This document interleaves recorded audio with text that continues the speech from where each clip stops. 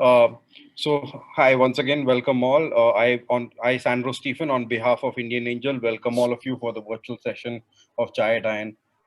Chai Time is one of our oldest series that we've been doing. Today, what we addressing here is a series of masterclass that aims to provide comprehensive insight for young entrepreneurs like you who are here to kind of take insights and knowledge, early stage entrepreneurs and startups who are kind of eager to learn more from industry stalwarts and experienced people from the ecosystem who've been mentoring, supporting startups over these years.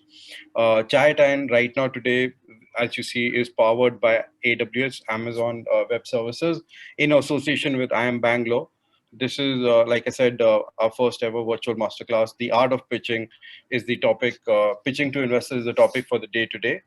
Uh, with this, I will introduce the first speaker for the day. That's Shivam Dang. He is ecosystem evangelist from AWS. He would like to address the audience in terms of what AWS has to offer to the ecosystem. Over to you, Shivam, for this. Thank you so much, Sandra, for this. Hello, everyone, and thanks so much for joining in once again. Thank you, Ian, for involving us in doing this series, and I am Bangalore as well for helping us, organize these. So I'll not take a lot of your time, and guys, just I would want to reiterate the fact that AWS is out there to support the startup ecosystem. We're not just tech vendors as people see us; we're more of your business partners. And the reason I say that is because we have so many programs to help you from your stage of ideation to to go to market support to make you big series A or a series B funded company as soon as possible in your life cycle. We have programs to help you offset your cost. We have programs to help you generate revenue. We've got programs to help you raise money. I can't go into details of these, but we will reach out to you post this webinar. You'll receive an email from IN and AWS.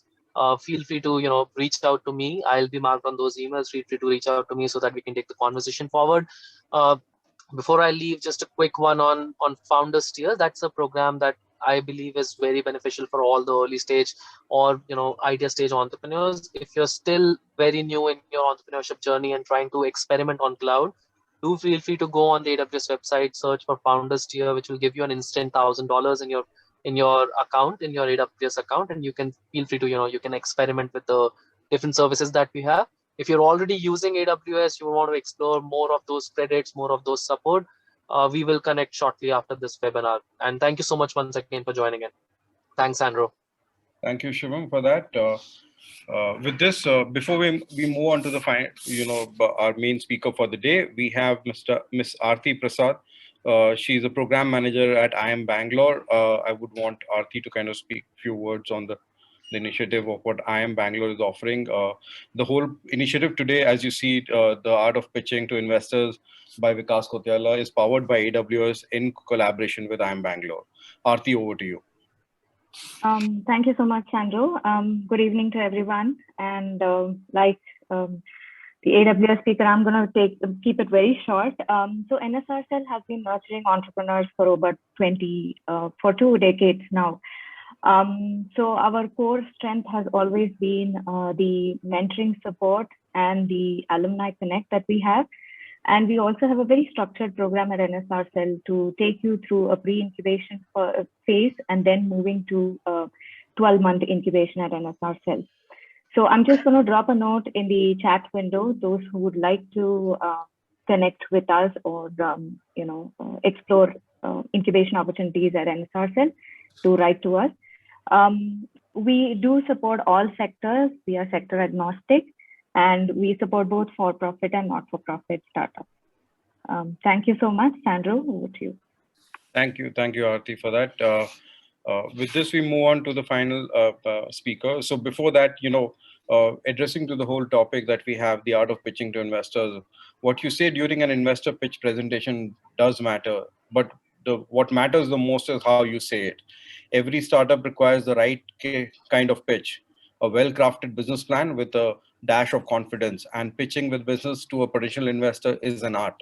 With this session, we bring to you the opportunity to learn this art. Join me in welcoming our esteemed speaker, a seasoned angel investor and mentor, Mr. Vikas Kuthiala, who's been one of the earlier angel investors at Indian Angel Network also, and have been investing in startups from the very beginning. He's so far invested close to about 70 plus companies. Companies to name few would be Dhruva, which is a unicorn right now, Farai, which is another Indian unicorn, which is soon gonna be, Stazela, Fab Alley, Vitas Pharma, Boxate, and many more in the list to come in with. So Vikas Kuthiala overall has about 35 plus of professional work experience in the healthcare space largely, but he's been a mentor, advisor, a full-time angel investor, and hands-on. He works with a lot of startups in kind of helping them scale up the companies to a significant level where they kind of further get ready for a Series A, Series B kind of around for large angel, large funds to kind of come in and support them. Without further ado, I hand over to Mr. Vikas Kuthiala to take this forward from here. So over to you. Thank you. Thank you, everyone. So one request, attendees, please note for any question that you may have, please write them down in the chat box and we will take them up at the end of the session. Thank you. Vikas, sir, over to you. Okay. Good evening, everyone. Thanks for that very generous introduction. So I'll start. The topic is the art of pitching to investors. Yeah. Now, pitching is not a discrete activity in the journey of a founder. Pitching is one of the many things that you have to do to ensure that your startup moves forward. So therefore, pitching is integral and organic to what you do. So what you pitch cannot be divorced from what you are actually doing and achieving on the ground. So therefore, pitching is just a byproduct of what you are trying and striving to do in your venture. So therefore, the pitching, the content is nothing but articulating what it is that you as an investor are trying to achieve, as a founder trying to achieve. The first point I would like to stress is that no matter what sector you are building your venture in, as a founder, you must have a good understanding of B2B pitching. Because when you are pitching, the person on the other side is someone to whom you are trying to sell the value of your pitch, which means that you must understand that what it is that the recipient, which most probably is a prospective investor, is trying to receive, because your venture is not something he will consume. Your venture is something he will use as an input to further create value for himself. And fundamentally, that's what distinguishes a B2C pitch versus a B2B pitch.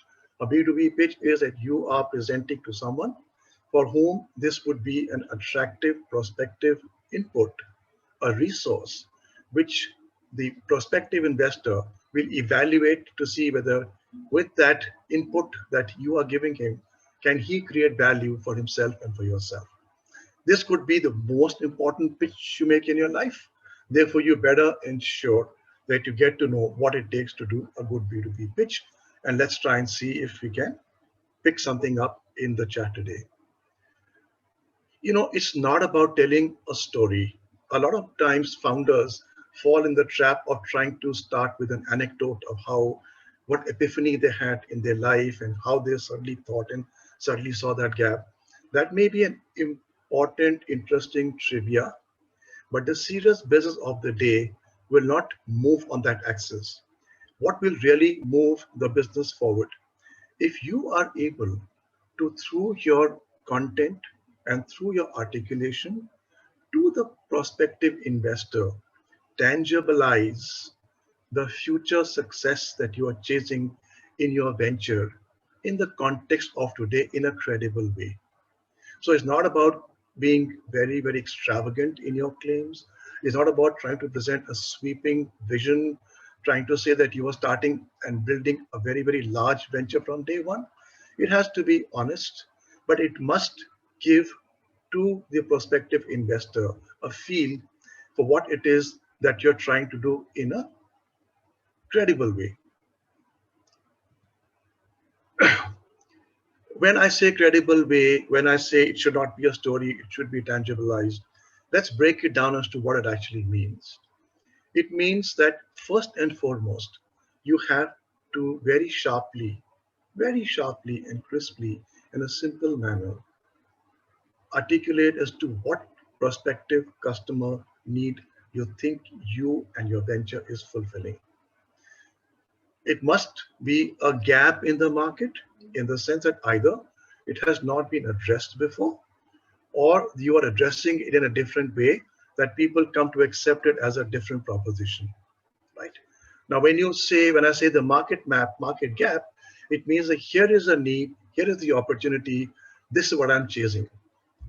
From market gap to market map, which means that you have to then very clearly demonstrate that you understand other sets of needs and other sets of solutions which currently exists in the extended market where you're operating. It could be adjacencies, it could be alternatives, it could be substitutes, but what you are presenting is different, and therefore putting in the context of the market gap in the context of a market map is very important because it demonstrates that you understand where you are trying to position yourself in the larger market. The scale, as we all know, is important because an investor is going to pitch his money and resources in a venture with the idea of growing and growing really large. And when I say large, I'll touch that topic again in the context of what that large means. And of course, it's very important to try and demonstrate very early in your initial pitches as to what is the overall business economics, what is it going to be costing in terms of the whole basket of resources that you are going to be putting together in evolving a situation, the solution. And the unit economics is to fundamentally, having put these entire sets of resources together, what does it take, what does it cost for one unit to be served, for a consumer or a customer to be consumed? And that very early on, you must have visibility to, you must have clarity to, and you must be willing to place that for discussion, because that's where a lot of fundamental questions will arise very early on. Because a flawed unit economics in the early stage of a venture, if not corrected, can really result in you building an inefficient venture which is consuming resources suboptimally. Now, one thing I want to tell you is that every pitch is about a core central value proposition, right? The value proposition has to be customized to what the customers are looking for. Now, value proposition, remember, is not an absolute definition of what you're trying to do. The value proposition is very contextual because different people who want to interface, interact, or partner with your business, whether they are going to be your customers or your suppliers or your investors or other stakeholders, will always use a different lens to evaluate your business.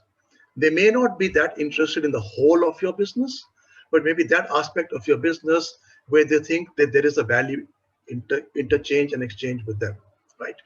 The investor, of course, has got the most holistic view on your venture, but even here, the value proposition must be constructed and articulated using the right metrics, not metaphors, so that the investor can clearly see the benefit that flows from him.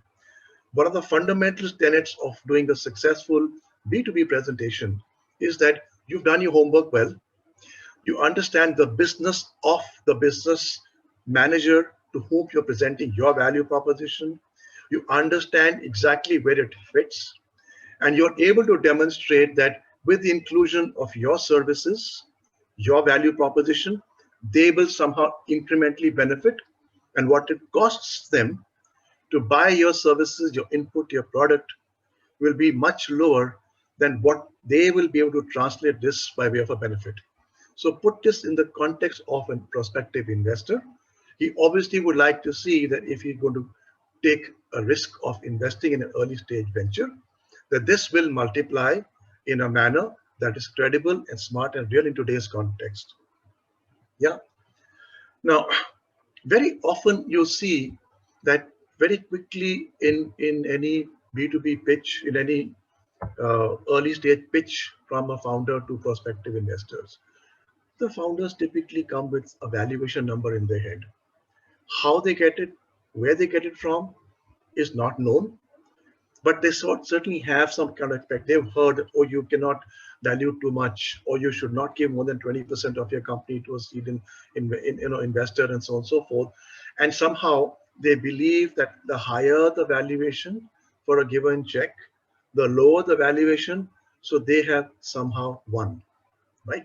Now, my experience tells me that many good founders with good value proposition actually get this wrong horribly and very fundamentally, right? Now, if the founder is truly confident that he or she has got a very exciting prospective venture at hand, then my suggestion to you is that please do not get hung up on an absolute number of a valuation. Two things. One, your job as a founder is to make capital available when the business needs with minimal time, effort, and conditions. The prospective value that you will create, that you get in any round of negotiation and discussions, is more important than what the valuation number was when you started the negotiation. The entire magic is that if you are going to create prospective value, every round of such negotiations and getting capital into the company with minimal time, effort, and conditions, the initial valuation number and dilution will become less and less significant. In fact, it'll become insignificant. It will not matter, for instance, if the valuation that you had in mind was 25 crores, for a 3 crore fundraise, but somehow you got beaten down to even 8, 9, 10 crores for the same amount of money. That if you were successful in creating value, which means that you got the business to the next inflection point, and you still had your value story intact, and you were able to get the next round of capital. With every round of capital, as you create value in the business, the context of what you had diluted in the first round becomes less and less important. A low valuation will actually set a smoother glide path for the future race events, which are very crucial for the business. The investor must also see the upside. There's a hidden upside for both, right? Therefore, there has to be an alignment. Now, remember, when you are raising a seed round, it will be the most expensive fundraise in the life of your venture, because for a small sum of money, you will give away what looks like a large chunk of your business, right? But equally, the opposite mirror image for the investor is this would be the biggest risk he or she would take, because they are cutting a check for a venture where very less is known or established or validated. And hence, therefore, they'll want to put a premium on their investment to hedge and cover that risk. So therefore, both of you are in a situation where the sooner and quicker you realize each other's pain, each other's need, and create an equation where both see an upside. And I would in fact tell the founders that if you feel that the investor got the hidden upside in the venture, you've actually won, because you got the funding and you're on your way to doing the very reason why you came into pitch, is to get the resources and start the growth journey of your venture. So do remember this is a very important point.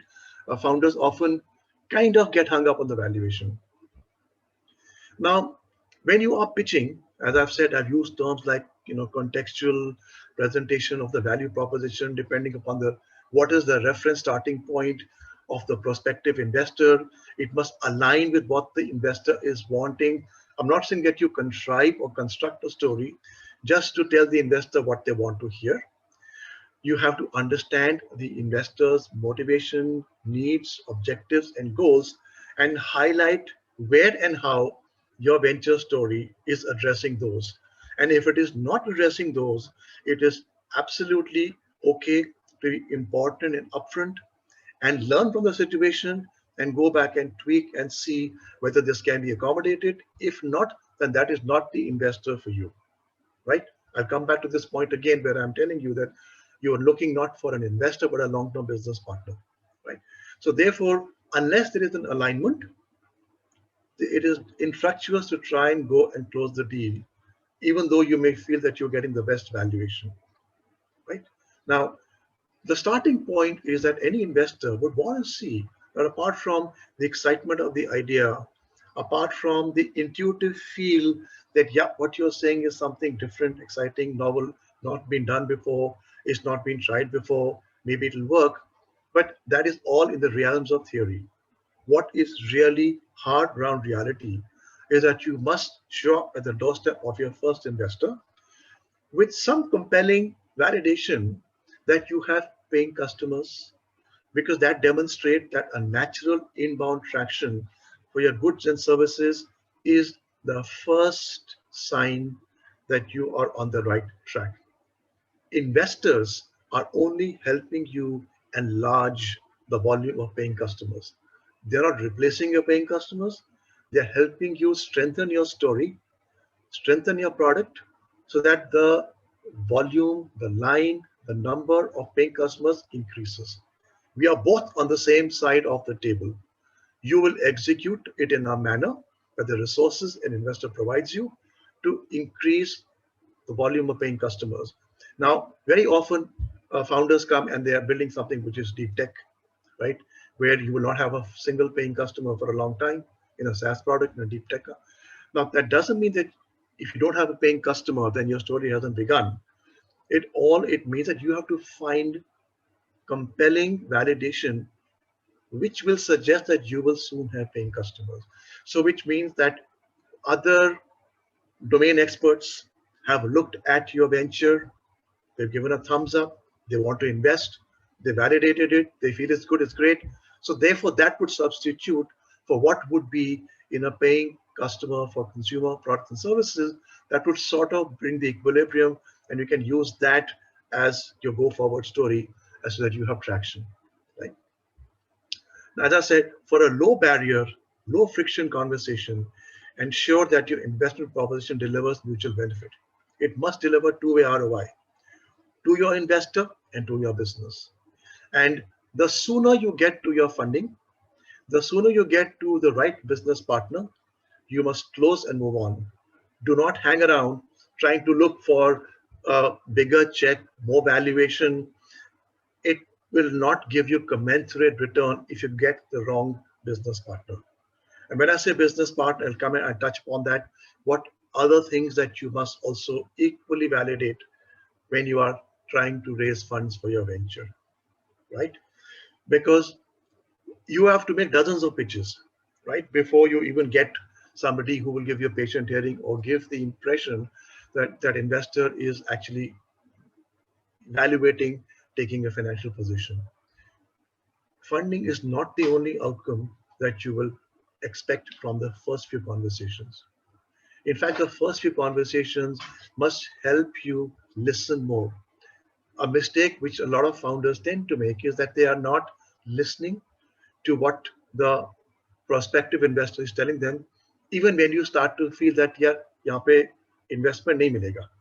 You kind of feel it's a waste of time, it's not going to work, it's a failure, let me go to someone else who will give me a check. No. The reason why somebody turns you down or why they feel they're turning you down is where you must actually very deeply and very, very vigorously try to understand why.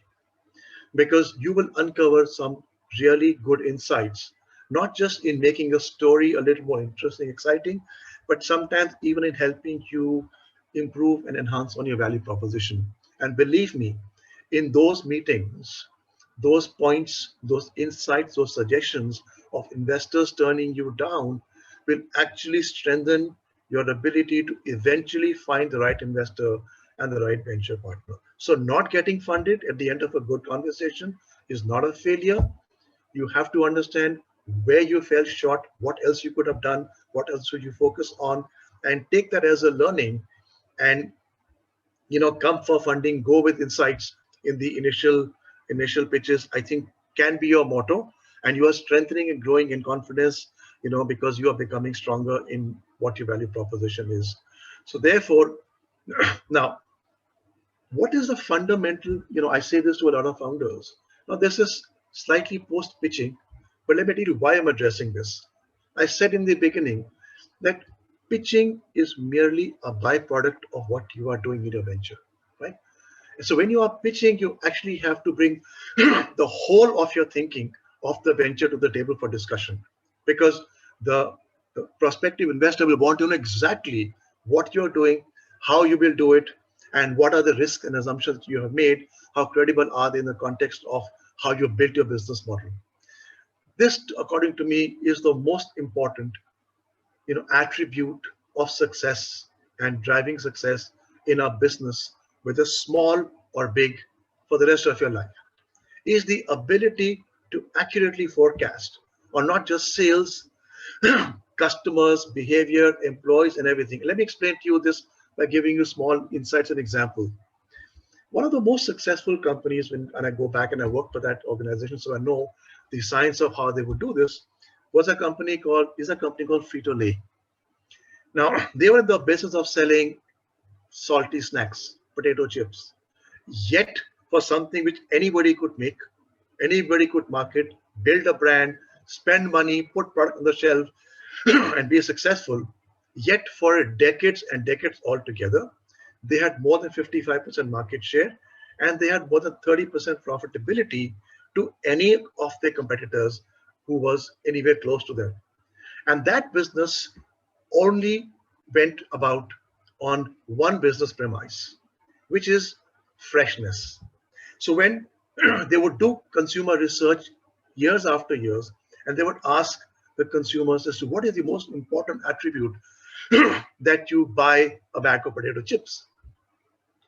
Among many reasons people can give: taste, flavor, price, packaging, positioning, attitude, freshness. Overwhelmingly, they all would say freshness. It must be fresh. Now, just okay. Now, if freshness is what is going to drive our business success, how do we ensure that we are always the freshest on the shelves when people buy it? So they started the culture of rewarding their salespeople in forecasting on a weekly unit of planning for 2-3 weeks ahead for what they think they will sell to the stores that they service. And these sales people were rewarded on the accuracy of the forecast. Now, the reason for that was that said, if you forecast accurately, then our inventory in the retail shelves, and remember we are talking about millions of retail shelves spread across the whole of North America, then we will actually have just the right amount of inventory on the shelves. It will clear and turn itself around in a week, and it will always be replenished in a week and be the freshest. And they had a system of distributing directly from the manufacturing plant to the stores in large trucks operated by the sales force. So therefore, they had the lowest inventory in the pipeline from the factory to the store. They had the least amount of money tied up by way of inventory costs for the retailer. He loved it because it was the most profitable for him. Therefore, he would favor them over the others. And because their stock turns were the fastest, faster than the competition, they were the freshest. And as a result, whereas everybody else around them used to think that maybe they are winning because they have a biggest portfolio, the most exciting flavors, the best brand positioning, but the honest truth was that they were doing it because they had built the organization, trained the organization to be able to forecast with accuracy. Right? Now remember, as a founder, your first and foremost responsibility is to de-risk your business. When I say you de-risk your business, which means that if risk means that you are having to take a decision in the absence of perfect information, which is never there, or enough information so that you are able to exactly forecast what you need to do, right? Now, information is never perfect, never enough, but you must act. But if you have the ability of being able to put the assumptions on the ground in your business on the basis of which you take the decisions, and depending upon what the outcome was, you change and tweak those assumptions, and you continuously visit and revisit those assumptions, those over time become insights and your knowledge, and therefore your business is standing on a stack of premises, which is less assumptions, more insight, because you are organically reviewing, changing, evolving it every single day. And within months and years, You will have a more intelligent, more robust business because you have better understanding of the market, because you were planning ahead, moving on the basis of assumptions, validating those assumptions, changing, tweaking, moving forward, and becoming very successful. And if you do this not just in your sales, but in how will be the performance of a function, of a person, how will the cost of a raw material behave, what would be the outcome of an ad campaign that you would run, please always go back and revisit the actual outcome versus the assumption, the forecast, and the plan. Analyze backward and see what didn't play out for you to come on track to your forecast and objectives. And if you keep making those changes, you will have de-risked your business. This now, if an investor sees that that's the way you think, that's the way you run, that's the way you will build your business, they will absolutely have a lot of confidence in your ability to run a business which is de-risked. So you must be cognizant, as I said, as to when you're taking a decision and what are the underlying assumptions and hypotheses that you are proceeding on the basis of, and what is the guaranteed insight that you picked up, so that you know if there are more hypotheses and less evidence, it's a risky decision. Therefore, you need to watch very carefully. But if it is based on more data and less assumptions, then you can be fairly confident that this is going to work.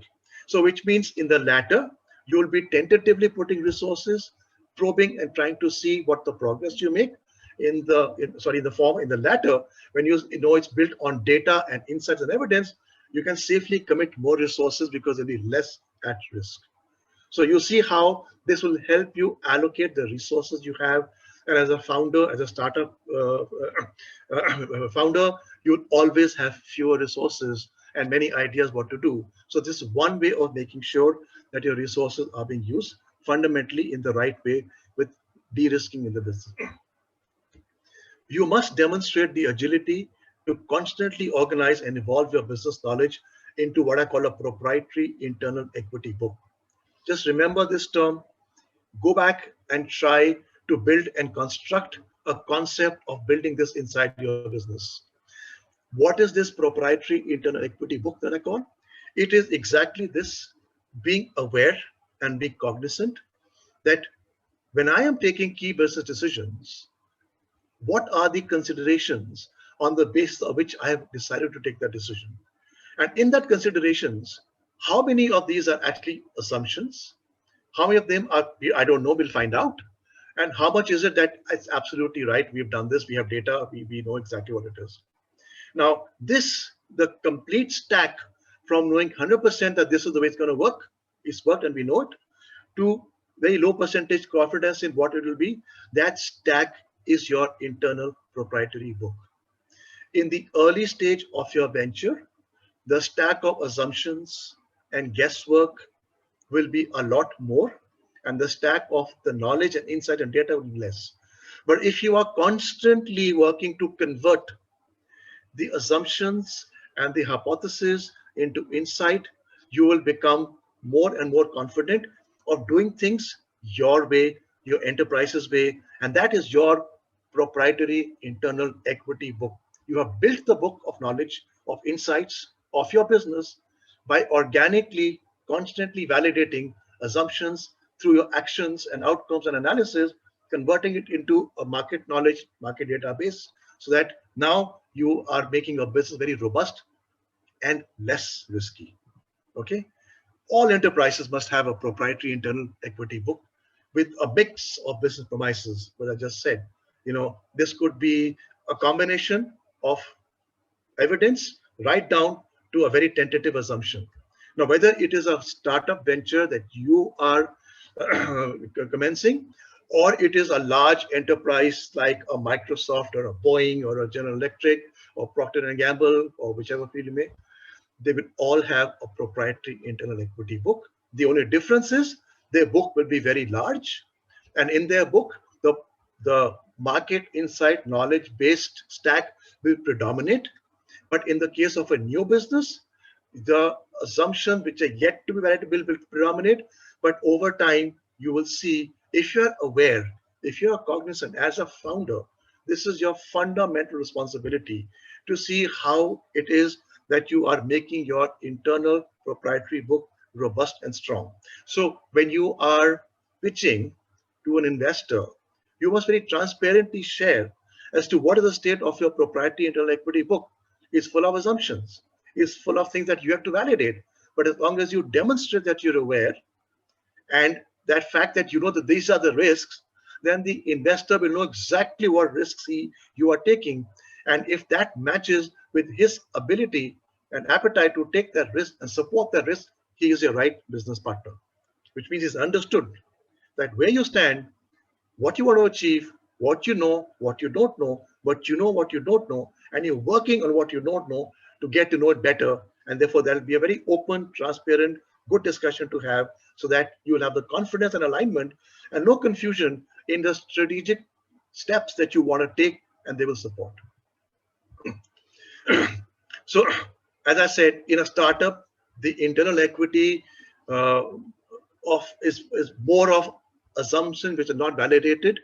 But in a well-established, mature company, more of them and a very large number of them are completely validated.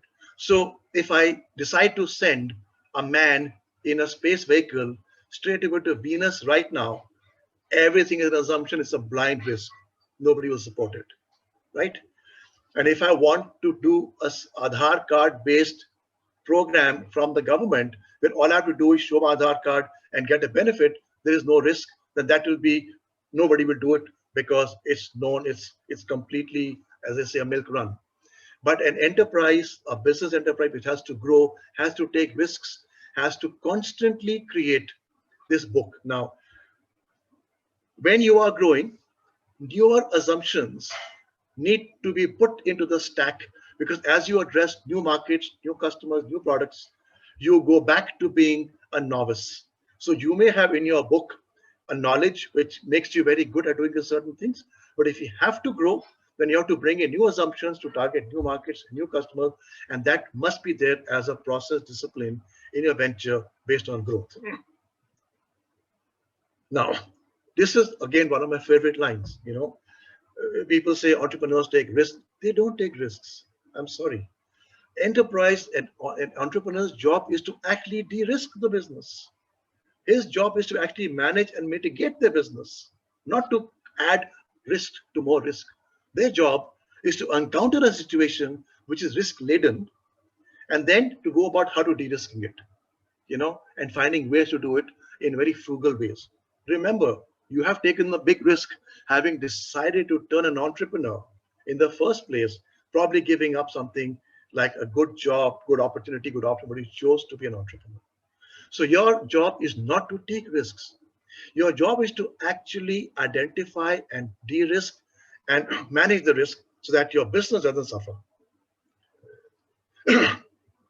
Therefore, you must demonstrate the ability to know that when I am in a given situation of a business and I'm taking some actions, I'm taking some decisions, I must be aware what is the stack composition of assumptions, what I need to validate, and evidence which I know, so that with every action outcome, I rearrange my book.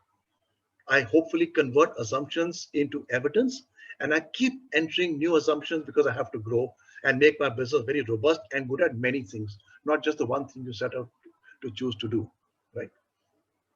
When developed this way, you will create your internal proprietary equity book incrementally. It happens incrementally, but you must be aware all the time into a powerful external competitive advantage. I gave you the example of Frito-Lay, PepsiCo. Their advantage was they focused on freshness and put the entire organization's logistics, sales, distribution, marketing into ensuring that they were the freshest and therefore beat every competitor, right? And therefore their internal book was visible to none, but that was the most powerful tool. So if your internal proprietary book is very powerful, known to you, the secret sauce, why you're good at doing a few things, you will beat every competitor, and you will become, and that'll become your most prized asset of your venture. Believe me, this would be really the soul of the company, with which you will move forward. Do not take big leaps. People use these terms very often. Take bold experiments, jump, leap, try new things, fail fast. Fair enough. Nobody sets out to fail. You set out to succeed. If you fail, you must draw the right lessons. Failing was never the objective. It is an outcome from which you must learn and move forward. You have to take measured, calibrated steps forward, tracking, tweaking, moving steadily in your core business. Remember, your job is to de-risk.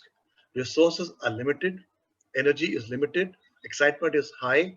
You can't just simply waste it, but you have to move forward. Growing fast does not mean trying to leap.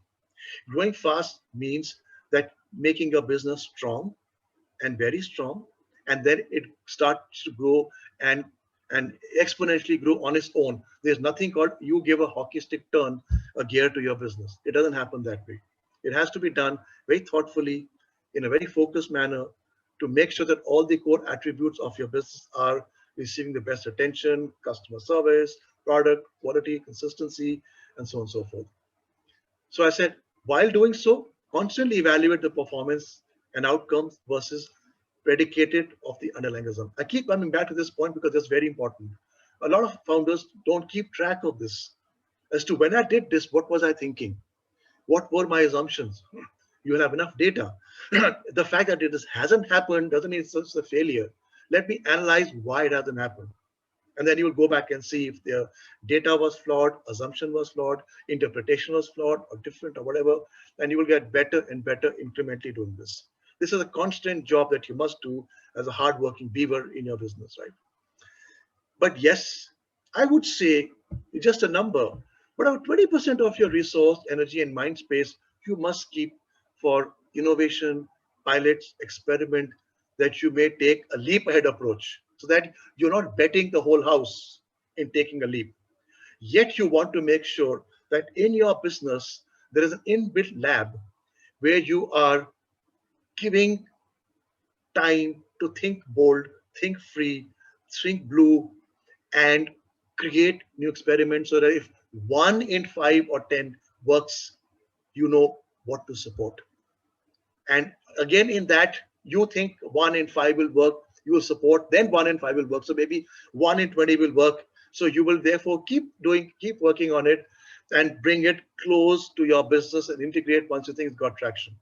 But as a founder, it is your job to make sure that the organization as a whole is responding to the need for outlier, new innovation, bold experiments, but right sizing it and making sure that it is kept alive in the organization.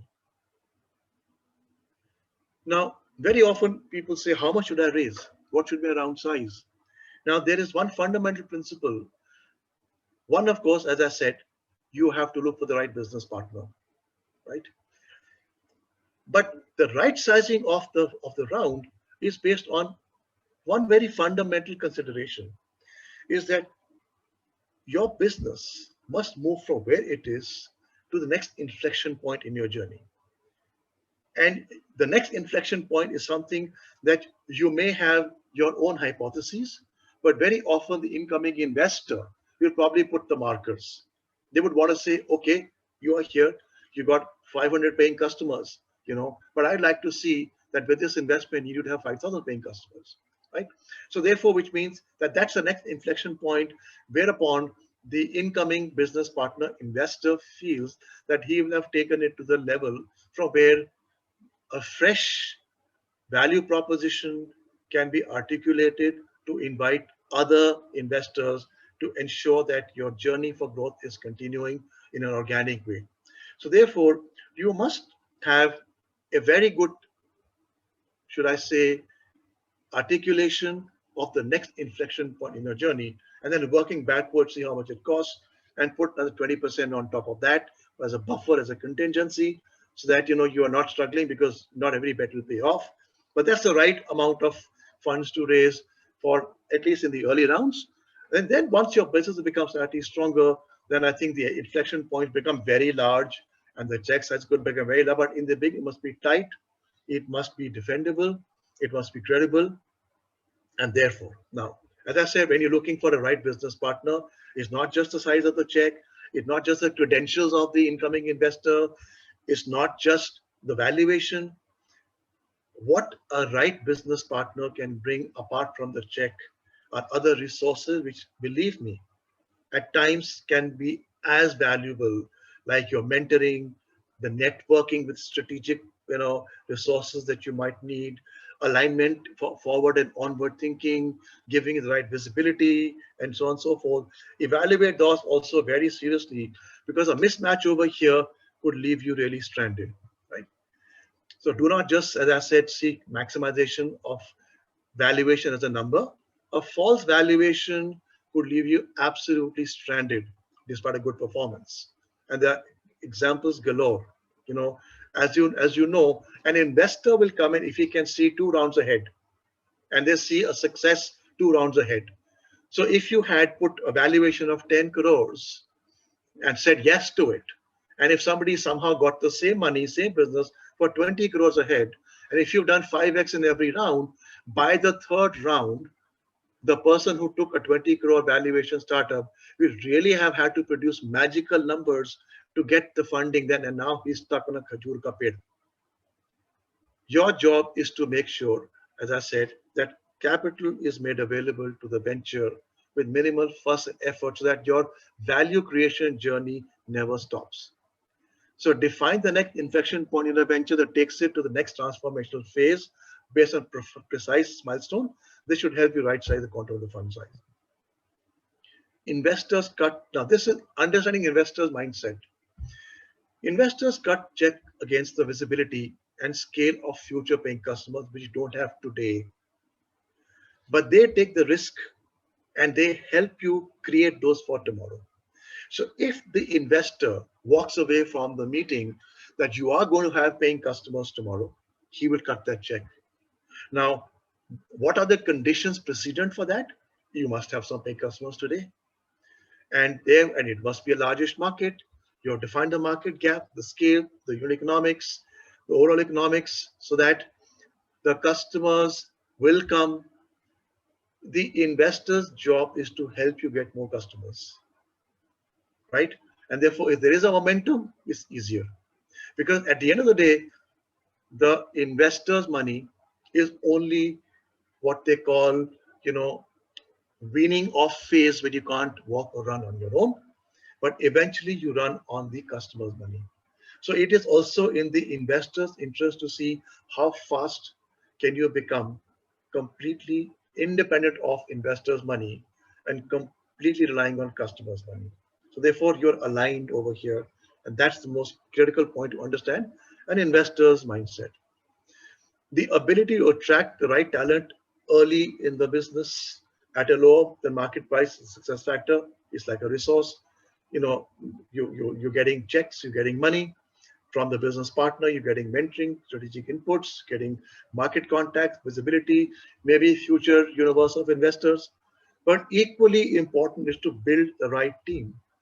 And the right team also means that you've got to make a B2B pitch so that people with talent, with capabilities, are willing to sacrifice today's rewards for tomorrow's success and upside and come and work for you.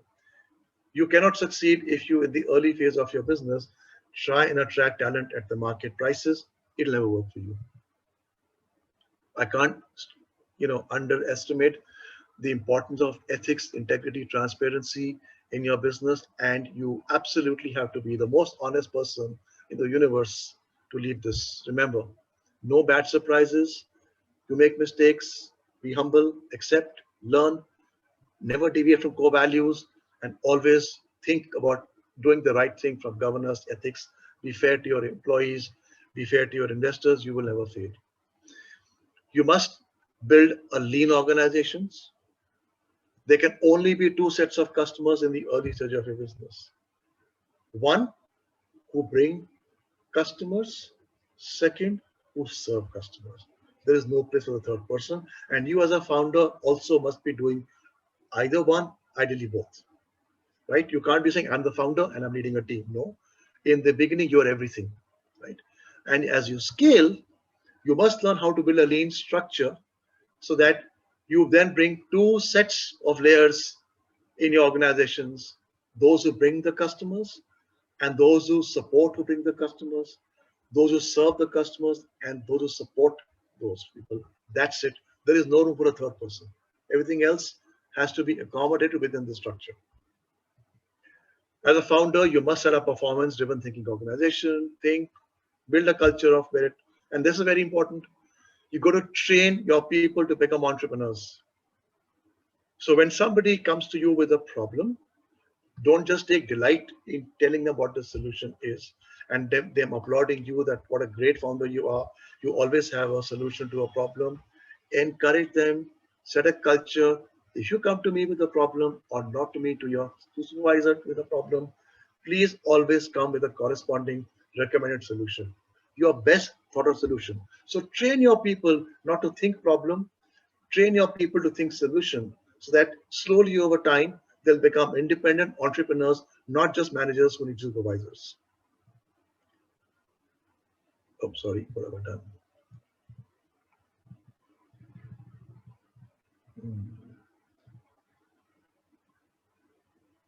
Encourage to escalate. And your team, your investors have only one boss, he's your customer.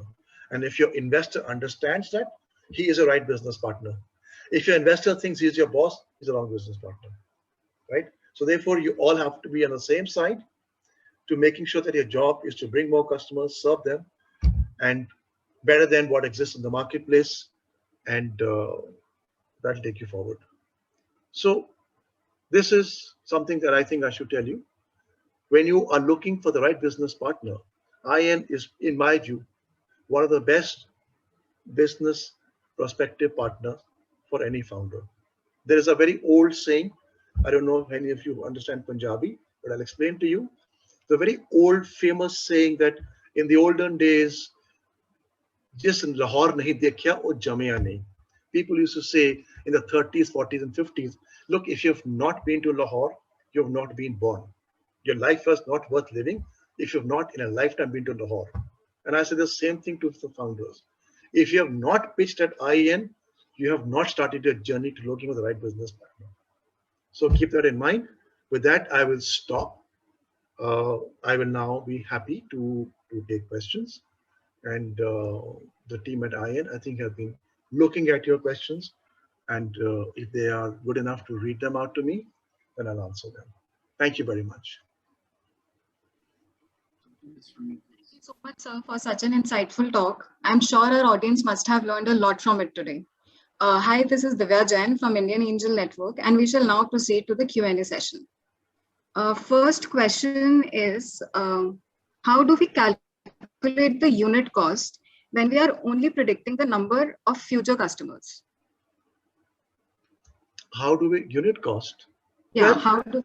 First of all, you absolutely have to calculate your current unit cost, because you can't get away from saying, oh, today my scale is small, my unit costs are not reflective of what I will create tomorrow. You first, as I said, in the context of today, you first must establish what unit cost is today, no matter how ridiculous it might look. And it has to be an organic journey to see how the moving parts of your business behave till the unit cost becomes profitable enough as you evolve in your business. You must know all the elements of your cost, fixed and variable, to the extent that you can construct and define all your costs in a variable form. It helps because then you have true transparency of how the cost will behave as you scale up. Yeah. Next. Thank you, sir. Next is, how can a startup approach investors, especially in a specific industry like automobile? I mean, that basic research as to who are the investors in a particular sector or a domain, you should try to find out. That's the minimal work that you have to do. If you understand the industry, the sector in which you're operating, I would imagine that you would get visibility to some people who are experts in the sector, in the industry. Discussing and talking to them will give you some guidance. And going to some of the known platforms will also tell you very quickly whether you have the right domain experts to become your natural business partners in that platform or not. It's something you have to discover, and maybe sometimes you know it better than the others, But yeah, outreach is important to find out where you'll find the right business partners. And most of the prospective startup investment platforms are today reasonably well known. And I said, you'll have to make at least 10, 12 pitches to know whether even your pitch and value proposition is investment worthy, investment grade or not. Great. Thank you, sir. Next is, do we need NDA in place before sharing innovative idea to investors or partners? Absolutely. It is your business, your venture. If you're not comfortable discussing without the NDA, please don't venture out to do that. But do remember that, an NDA, a lot of prospective investors hesitate to sign an NDA because they see pitches like this dozen a week, right? And it's not necessary that because you presented an idea and you signed an NDA, that if they are talking about that same idea to someone else, it came from you, and they don't want to kind of lock themselves up into a feeling that, look, tomorrow somebody will jump up and say, hey, listen, I presented this to you, stolen my idea. But if you feel that you must sign, have a chat with the investors, tell them why you think it is important. And if you are not comfortable pitching without the NDA, don't go ahead. It might limit the pool of investors. It's okay. But if you feel that the investor is trustworthy, you got to trust them a bit. Sure, sure. Thank you, sir. Next question is, with so much to communicate in the pitch, how to avoid getting rushed up while pitching? How can you actually perfect the art of delivery? Now, I think it's generally always known that how much time you have to pitch. Yeah. Now, let me take an example. I don't know how many of this generation people have actually seen an Encyclopedia Britannica, lined on a bookshelf with 38, whatever many, book units. Actually, the Encyclopedia Britannica is three knowledge systems built into one. One is the first knowledge system is one book, which is called a Propodia, which means it's literally the whole of the knowledge in one book. So it's like an index, it's a brief description, it tells you and covers every topic, but in a very abbreviated manner. Then the second 9 set of books is called Micropedia, which is expanding on what the book had in one book, but in a little bit or more detail and giving you a lot more detail. So if you're a graduate student and if you want to write a paper, on history on some topic, you can actually go to the Micropedia. And the balance 24 was called Macropedia, which was detailed anthology of every historical event with citations, publisher, research, which even research scholars can go to. Now, if you know that you're going for a pitch, which will allow you no more than 10 minutes, or it is a half an hour, or if it's an open session, then you should be able to seize the moment and say, okay, what are my key talking points and the hooks that I can leave on the basis of which the next conversation can be had. You can't have the same pitch of 38 slides for the meeting for 10-minute pitch to an open session pitch. So therefore, as I said, you must be absolutely contextual in presenting your value proposition and learn to edit, but keep the very salient points and get to that. If you can't, it was very famous, he said about Dhirubhai Ambani, that if anybody came to him with a big idea for investment, of course, he was never a believer of PowerPoints, he would sit on one sofa and make you sit on the adjoining chair and would tell you, you've got 5 minutes. If you can't grab my attention in 5 minutes, I doubt if I'll invest in you. So people enter that room knowing that they only have 5 minutes. So therefore, the power of your idea and how you will achieve it to be done in 5 minutes must be there in your head as a founder. Yeah, next. Sure. So next question is, every startup is set up on assumptions, and after validating the market, if the majority of those assumptions are being right, should a startup go forward to pitch first without a single paying customer? The question is basically for a tech startup. No. So yeah, now depends how the assumptions are validated. If it's a tech venture, I'm assuming that when you say that your assumption was validated, that some prospective customers have expressed strong confidence in it. Some domain experts and CTOs and other people or founders of larger, ventures in that space have spent time and looked at it and given a favorable comment on it.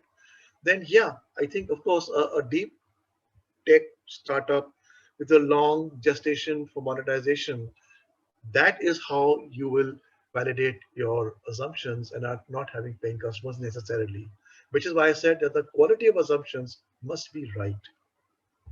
Right. So next question is how we evaluate our startup in starting phase. By valuation, I presume they are meaning the number attaching to it. Yeah. Yeah. Right. Okay.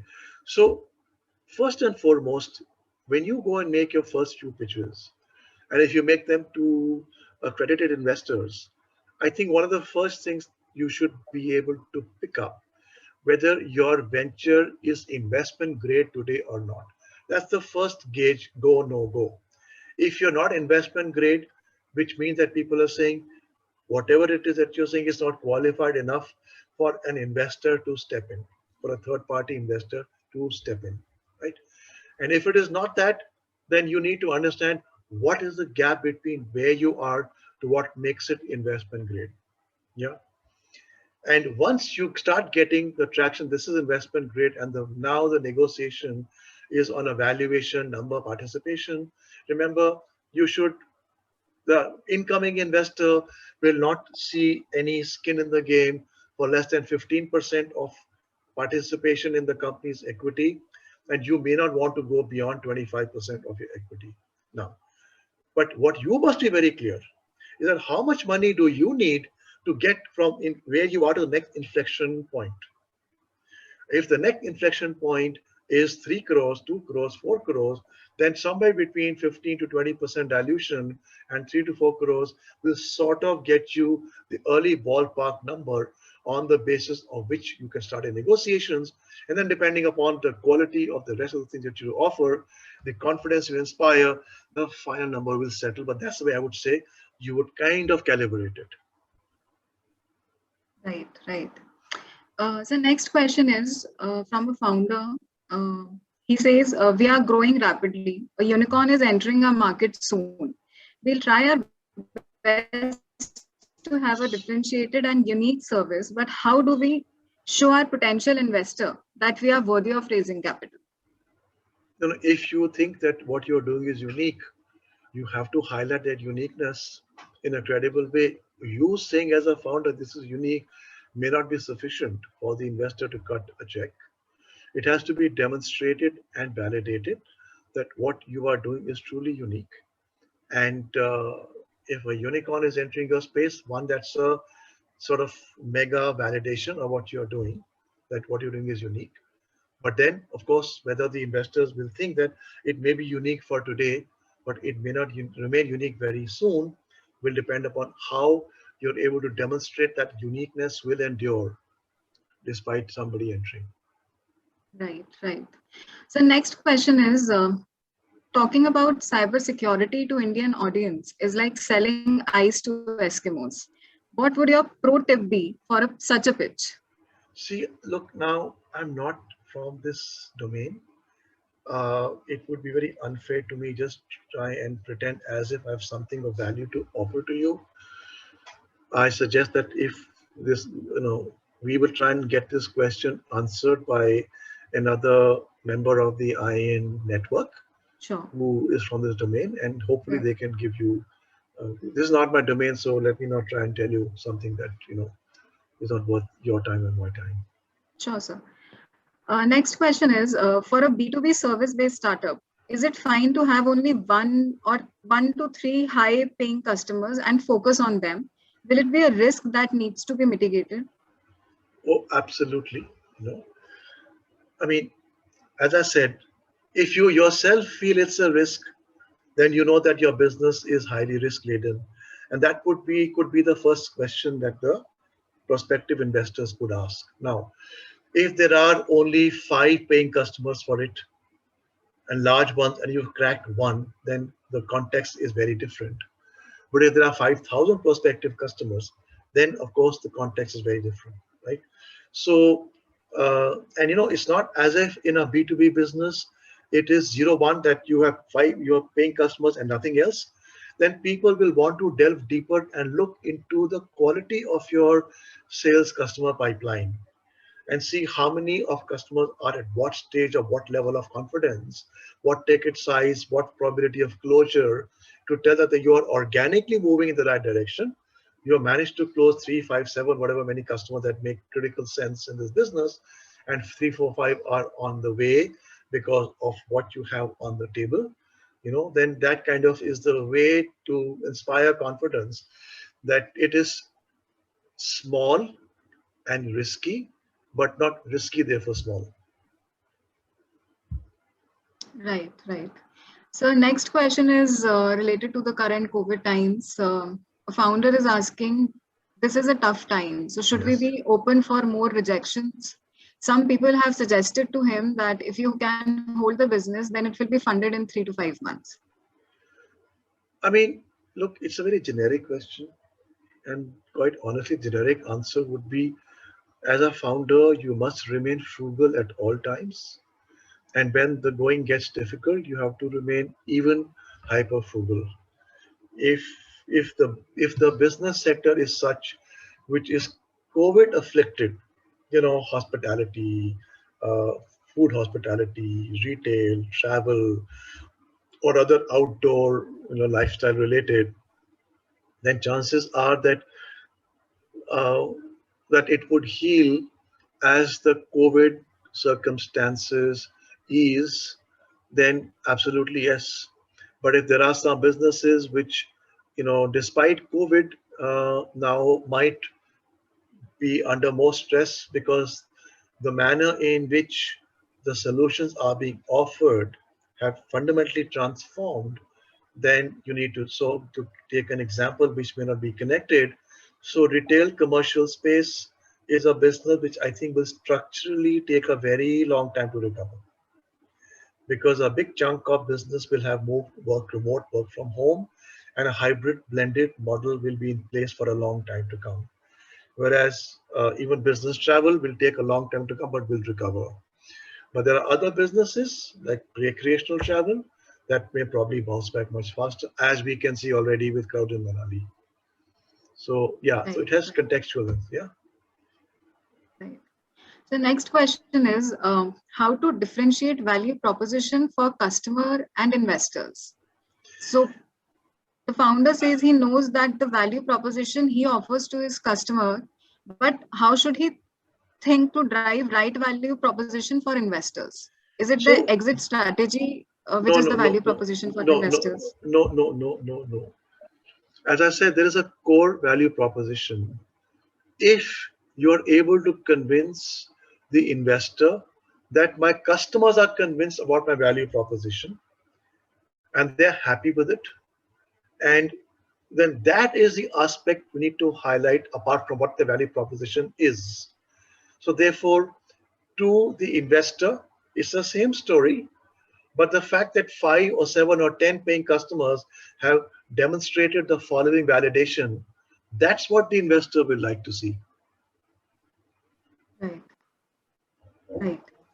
So next question is, what is the scope of a small NBFC for raising investment? Again, I don't think it's fair for me to start, giving advice which is sector venture specific, because Sure, that, as I said, is very contextual. And again, sure. BFSI is not my sector, not my domain, and therefore you will not get a fair answer from me on this. Okay. So next question is pitching a story with part data costing, part costing, or is it costing that tell a story? No, you see, again, don't get hung up on making the pitch a story.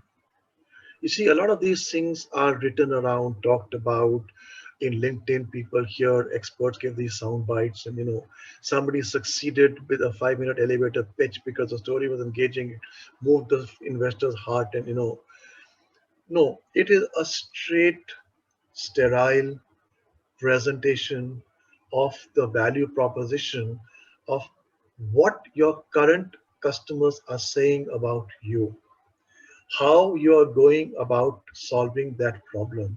What is that problem? How you are solving it? What is the unit economics? What has the customer got to say? How big is the market?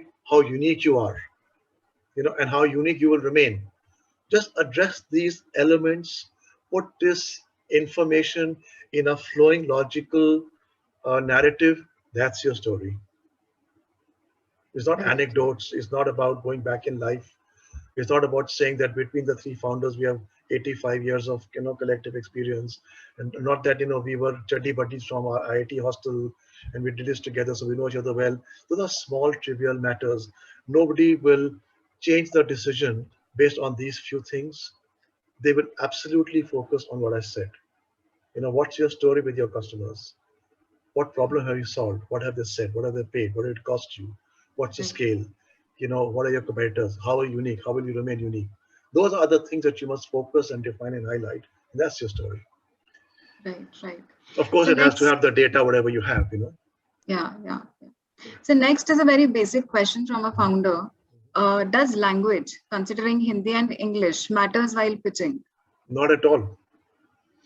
It is if you are articulate, if you're confident, if you're engaging, if you make sense.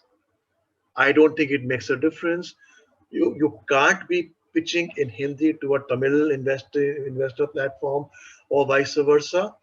But I don't think so. Therefore, language as a medium may be a problem, but language as an attitude is not a problem. I mean, I have had several, uh, many pitches where I sense myself that switching to Hindi will be very comfortable.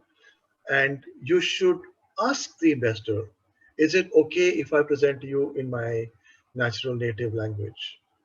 And I'm very sure nobody will say no to that unless they don't know their language, right?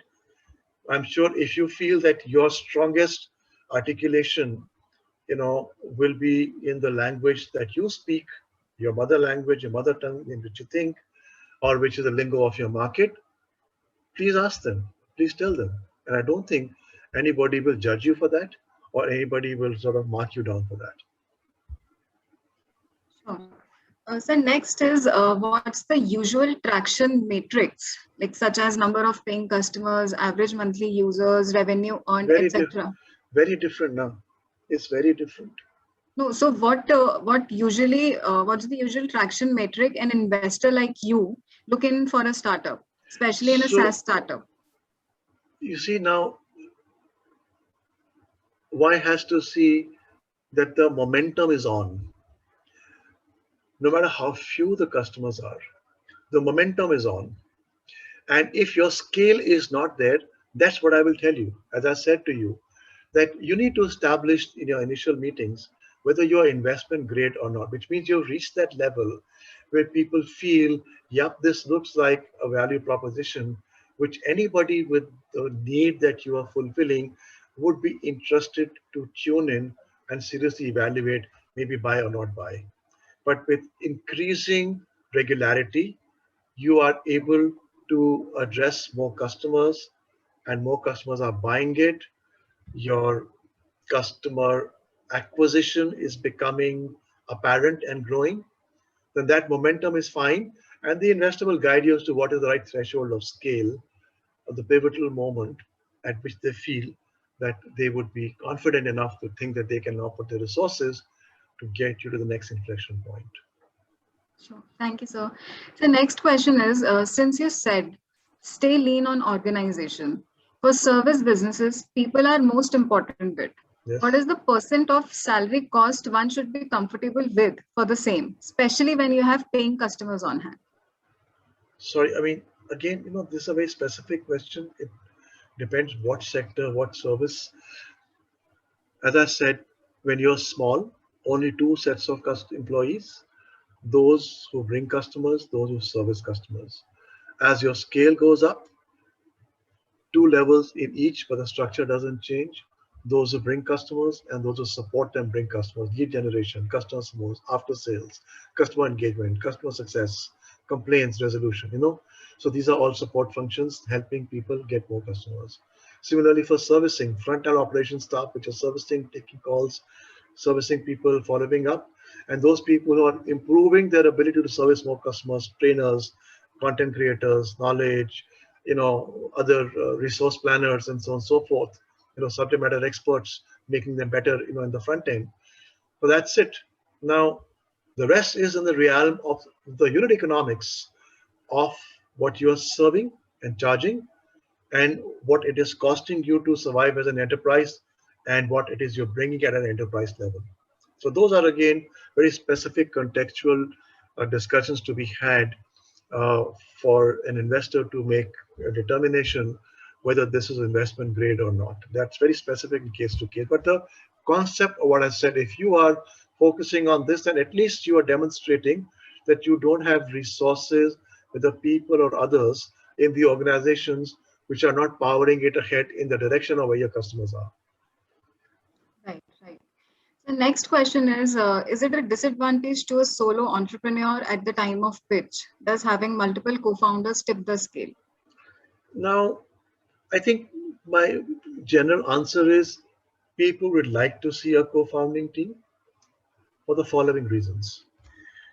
When you shop for a pitch to raise funds, then one of the determinations that the investors want to make is that all the core functions on which lie the success of this venture must be represented in the founding leadership team, right? Whether it is business development, marketing, tech, operations. If founders can multitask, great. Initially, they have to, right? Because if you have a solo founder, I'm not saying that people will therefore reject you at hand, but the question will arise, okay, it might be fine for today, but tomorrow as you grow, you will need, somebody who can focus on tech, somebody who can focus on business development, somebody who can focus on operations, somebody who can focus on procurement, and so on and so forth, because that can be important in the several various businesses. So to induct founders late in the business is always problematic, because then you have to make sure that you have brought in talent from the outside, and you now seek a long-term commitment, whole life alignment in the values, in reward, share, risk journey. That becomes tougher. But if a 2 or 3 member founding team starts from day one with functional distribution that is comprehensive and addresses everything, then from day one there is a feeling of confidence that you're aligned on your value. You've talked about things like low salary for many years, and kind of commitment to this versus whatever else might come your way, temptingly a job from your old boss saying come back, we have an opening in Singapore for you now, etc., etc. So therefore the founding team, its integrity, its composition, its compactness are important, and therefore founders absolutely do look for it.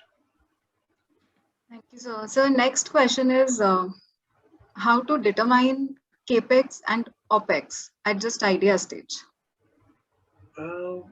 I don't quite know how to answer that. I mean,